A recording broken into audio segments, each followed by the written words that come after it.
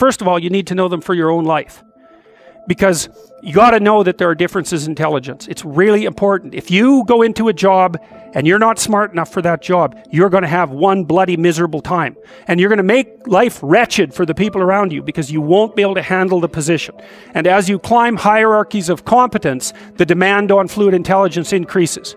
And so, unless you want to fail, you don't put yourself in over your head. Well, what's over your head? Well, that's a tricky thing to figure out. I mean, you have to figure that out with intelligence, you have to figure it out with conscientiousness, you have to figure it out with creativity, you have to figure it out with stress tolerance, with agreeableness, because you want to go into a cooperative environment and not a competitive one if you're agreeable, and with neuroticism, you probably want to keep the stress level of your job relatively low, because those are all places that you can break down. And most people have at least one significant weakness in their intelligence personality makeup, and you got to be careful not to place yourself in a position where that's going to be a fatal flaw.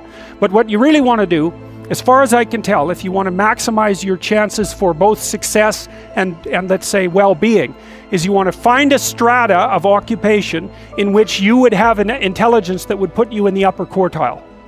That's perfect. Then you're a big fish in a small pond.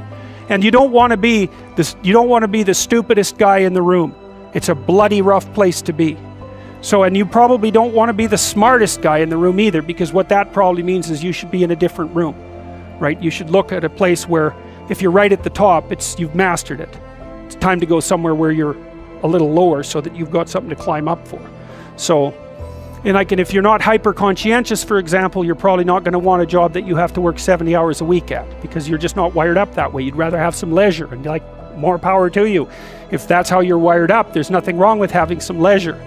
But if you're someone who can't stand sitting around doing nothing ever, then maybe you can go into a job that's going to require you to work 75 hours a week. And almost all jobs that are at the top of complex dominance hierarchies require very high intelligence and insane levels of conscientiousness, as well, generally speaking, as pretty damn high levels of stress tolerance.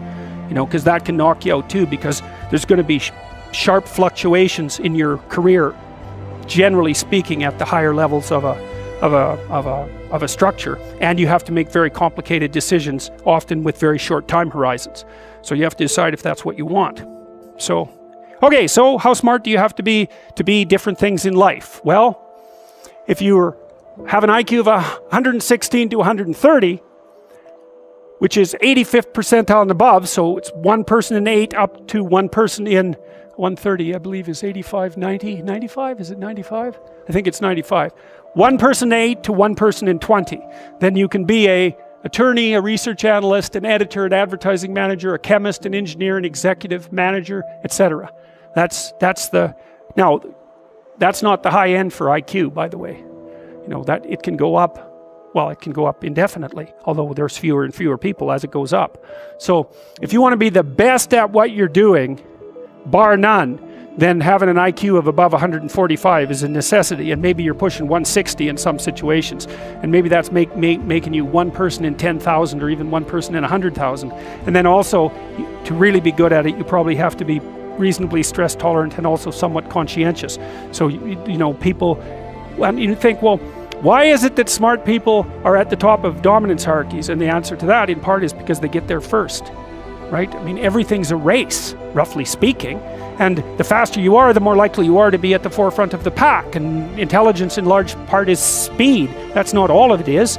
So if you're moving towards something difficult rapidly, the faster people are going to get there first. So IQ of 110 to 115, so that's 85th to 73rd to 85th percentile. Copywriter, accountant, manager, sales analyst, general manager, purchasing agent, registered nurse, sales account executive. If you look at universities, the smartest people they're above this. Who are the smartest people at university? What do you think? Mathematicians, physicists and mathematicians, right. I could tell you who's on the other end, but I won't. Yeah, I'd like to though. Anyways, okay. Going down now 103 to 108 is slightly above average, right? 60th to 70th percentile.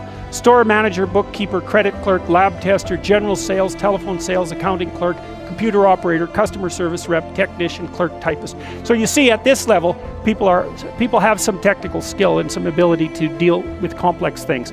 Okay, that's dead average. 100 is average. Dispatcher in a general office, police patrol officer, receptionist, cashier, general clerical, inside sales clerk, meter reader, printer, teller, data entry, electrical helper. 95th to 98. Machinist, food department manager, quality control checker, security guard, unskilled labor, maintenance, arc welder, die setter, mechanic. Good IQ range for relatively qualified tradespeople. 87 to 93. Messenger, factory production worker, assembler, food service worker, nurse's aide, warehouseman, custodian, janitor, material handler, packer. Now, what you're starting to see is that as you move down the hierarchy, the jobs get simpler, they're more likely to be assigned by other people, or they're repetitive. Because what IQ predicts to some degree is how rapidly you can learn something, but once you've learned it, it doesn't predict necessarily how well you do at it. And so the more repetitive jobs people with lower IQs are more suited to more repetitive jobs. Under 87, is there something? Well, no. Right. That's a big problem. And it's something our society has not addressed at all.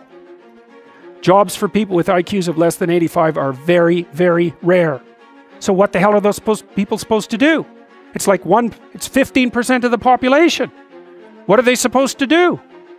Well, we better figure it out, because one of the things that's happening too is that as the high IQ tech geeks get a hold of the world, the demand for cognitive power is increasing, not decreasing, right? You want to be a teller? Well, you know, those checkout machines, they're not so simple. You want to work at McDonald's? You think that's a simple job? You don't see robots working at McDonald's. And the reason for that is that what McDonald's workers do is too complex for robots to do. So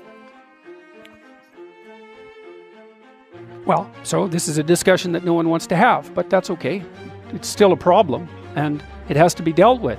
So the US government, I think I told you this at one point already, it's illegal to induct anyone into the US Army if they have an IQ of less than 83, right? It's about 10% of the population.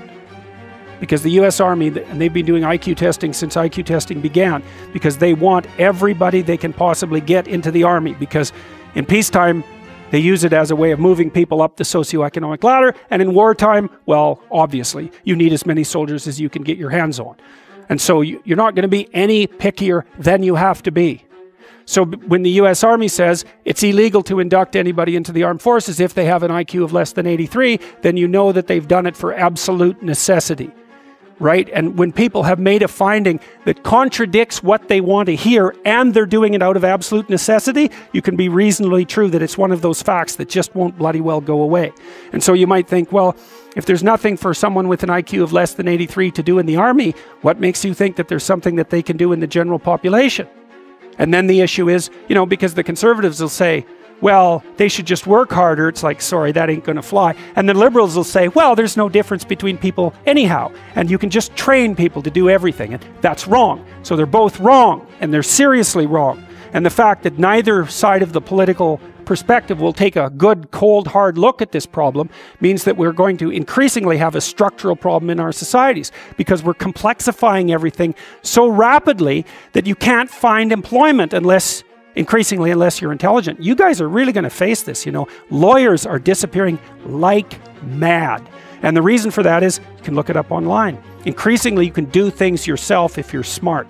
And so, like, the working class people have been wiped out pretty nicely over the last 30 years by automation and various other things. It's the low end of the white-collar class that's coming up next. So I'm not saying that lawyers are in the low end, but low-end lawyers are in the low end of the white-collar class.